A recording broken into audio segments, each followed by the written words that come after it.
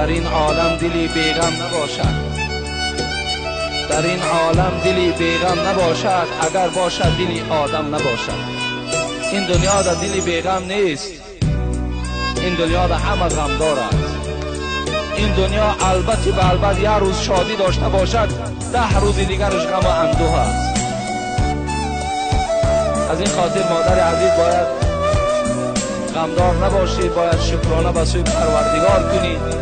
الله در قرآن برای این مادر و دیگر مادرهایی که فرزنداشون از دنیا میگذرد سفارش میدهد: یا ایها الذین آمنوا استعینوا بالصبر والصلاة ان الله مع الصابرین.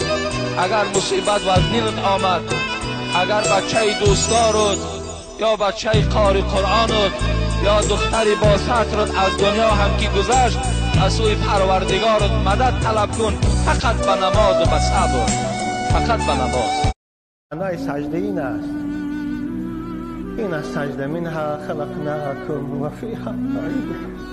بنابر خدا وقتی که من و شما را پیشانی های زیبا من در زمین میمونیم میبیند و سبحان ربی الاعلی من و شما را خدا میشنود، میگفت لبیک عبدی ما تشتهی، بنده من جانم فدای تو، چی میخوای از من بگو، من حاجت برارم. شما در سجده از خدا حاجت طلب کنه. الان جوان عابدی دقیقی التماس داره که بابا جان دعا کن خدا من پسر چتی از دختر، من چند ساله بچه ندارم. عزیزی من الان سجده به سرت موندی، والله از دعای من دعای تو به خدا نزدیک است، زیرا تو شکست دلی. خدایا به من فرزند صالح دیگو، خدا میتیت تره. خداوند این برادری عزیزم چشمش با همراهی همسرش با دادن فرزندای صالح روشن گردان. دلت را خانه من کن، الله میگه دلت را خانه من کن. یا باید خانه الله باشه یا باید خانه ابلیس باشد، یا باید لانی باشه که ابلیس در اونجا استراحت بکند. کاری نکنید که دلت استراحتگاه ابلیس باشد، رو تخت خواب دلت دست بذاره زیر سرش راحت، این دیگه کارش ساختم، این دیگه ملک منه، به هر طرف میخواهم میچرخانمش، اینو از خداش گرفتم و جداش کردم، در اختیار منه. کاری نکنید که ابلیس در مقابل خدا بیسته، به خدا بگه بنده تو ازت گرفتم، بنده مدیع من شد، تو چی کار هستی؟ والعیاذ بالله. هر مسلمانی که معصیت خدا میکنه، ابلیس در مقابل خدا گستاخ میشه و به خدا میگه نگاه کن چی داری بنده تو گرفتم، اسمش هم محمده، اسمش هم علی است، اسمش هم فاطمه. و حاسب نفسك قبل ان تحاسب. پیش از اینکه خداوند تو را در قیامت حساب میکنه، برادری عزیز امروز خدا حساب کن، حتما در قیامت پرسیده میشوی.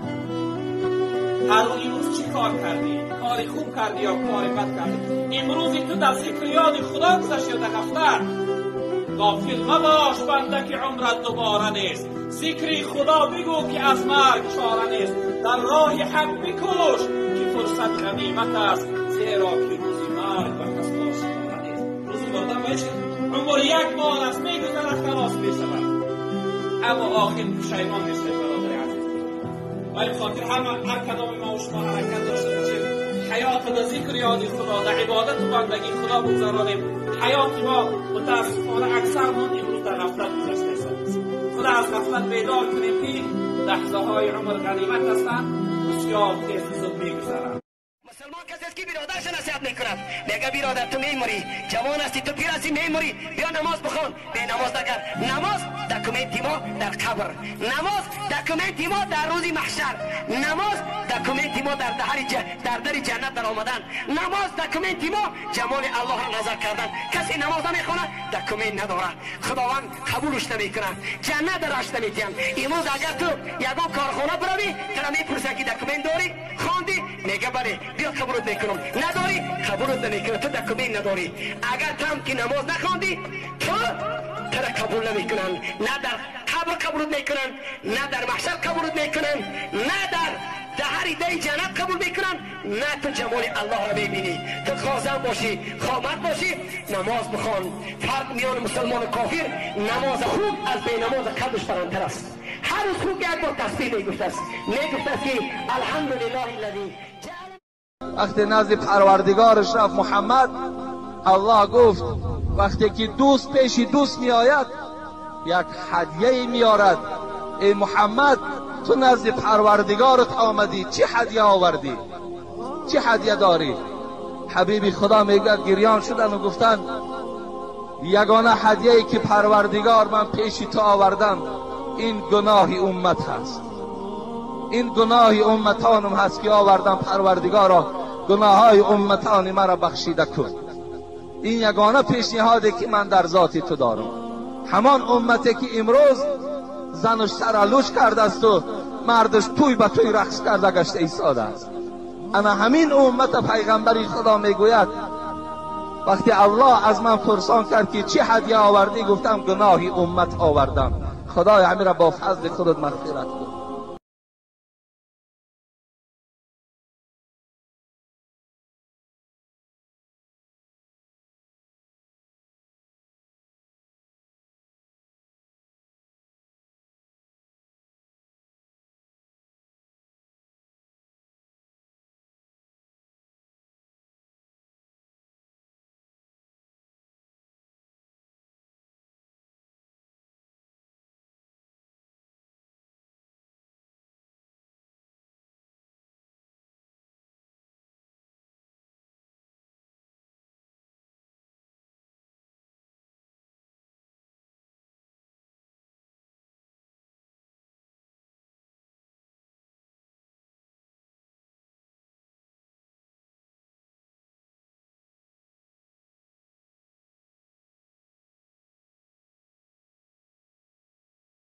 شب خیز که عاشقان به شب راز کنند، گردی دری بام دوست پرواز کنند. هر جا که دری بود به شب در بندند، الا دری دوست را که شب باز کنند. رب العالمین حدیث پیغمبره که هر شب وقتی سیگ آخری شب میمونده نزول رحمت میکرده، آسمان دنیا پایان میشده.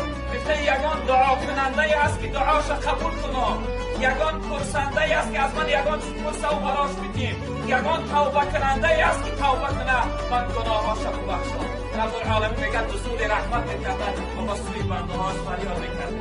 اینجا حضرت ما آورده که پروردگار میگه که تو بگو ای بنده که ای پروردگار دری خانه تا برای من هوی کو که همه درهاش درون بستن، کسی با من گپ نمیزنه، کسی با فریادم نمیرسه، کسی به حالم رحم نمیکنه.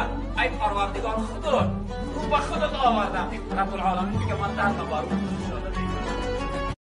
کسی که نماز رو برپا میداره این مانع تکبر میشه، چون میگه الله اکبر، خدا بزرگتره، من بنده ناچیزم. یا ایها الناس انتم الفقراء الی الله والله هو الغنی الحمید. ای مردم فقیر و تاجرتون، حاکم و محکومتون، عالم و بی سوادتون، همه چه به درگاه خداوند فقیر و نیازمندن. والله هو الغنی الحمید. اینجاست که خداوند بلا فاصله نمازو میگه اهل تمکن باید نمازو برپا بدارن تا تواضع داشته باشن. نمیشه که تو نماز بخونید اما در مقابل خلق خدا تکبر بورزی، خودخواه باشی، اونها رو تحقیر بکنید، اونها رو همه خدم و حشم خودت به حساب بیارید.